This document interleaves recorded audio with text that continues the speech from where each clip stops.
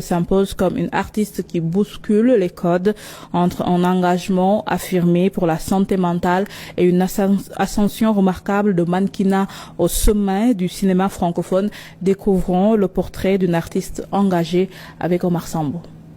En 1989 à Dakar, d'un père sénégalais et d'une mère marocaine. Elle est la réalité de ce brassage culturel entre le Maroc et le Sénégal. La reine du drame africain a grandi dans une famille d'artistes avec son frère Kader, qui est aussi un acteur. Avant la comédie, elle a débuté dans le mannequinat, ce qui lui a permis de se familiariser avec l'objectif. Le théâtre lui a permis de dompter son bégaiement pour ensuite s'imposer comme une icône du cinéma. Halima n'était pas seulement une actrice, elle était une présence, une lumière, une femme qui, par son parcours et ses combats, a marqué durablement le paysage culturel sénégalais et bien au-delà. Révélée au grand public à travers des rôles puissants à la télévision comme celui de Marème Dial dans Maîtresse d'un homme marié, Halima Gadji a su imposer une vérité rare à l'écran, celle d'une actrice capable de porter des personnages complexes, souvent jugés, parfois incompris, mais toujours profondément humains. Elle jouait avec le corps, le regard, le silence, elle ne trichait pas et le public l'a ressenti. Mais réduire Halima Gadji à ses rôles serait passer à côté de l'essentiel, car derrière l'actrice reconnue se tenait une femme courageuse qui n'a jamais hésité à parler de cette fragilité, de ses blessures, de ses combats intimes. Dans une société où la santé mentale reste encore entourée de tabous, elle a osé dire l'indicible. Mes problèmes liés à ma santé mentale, c'est justement l'handicap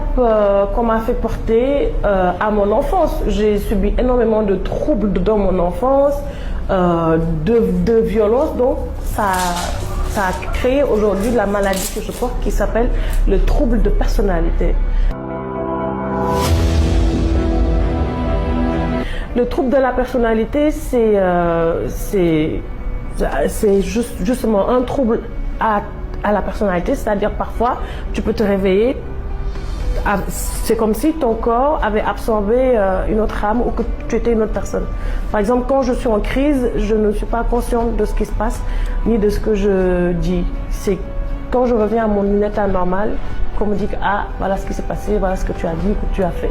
Halima Gadji s'est battue pour que l'on regarde autrement la souffrance psychologique, les troubles bipolaires, pour qu'enfin l'on comprenne que derrière les projecteurs et la notoriété, il y a des êtres humains. Ceux qui l'ont côtoyée parlent d'une femme douce, généreuse, lumineuse, d'un rire franc, d'une bienveillance sincère, d'un cœur immense. Halima avait cette capacité rare de faire du bien autour d'elle, sans bruit, sans posture, simplement par sa présence. Son parcours force l'admiration parce qu'il est vrai, confirmant son statut de tête d'affiche du cinéma francophone. Au-delà du cinéma sénégalais, elle a tourné dans diverses productions, notamment en Côte d'Ivoire, comme la série Le futur est à nous. Elle a remporté aussi plusieurs prix, dont celui de la meilleure interprétation féminine au Sotigui Awards, confirmant son statut de tête d'affiche du cinéma francophone. Le 26 janvier 2026, à 36 ans, Halima Gadji a été emportée par un malaise. Aujourd'hui, le cinéma, la télévision et le public perdent une artiste précieuse, une étoile. Mais son héritage demeure dans ses rôles,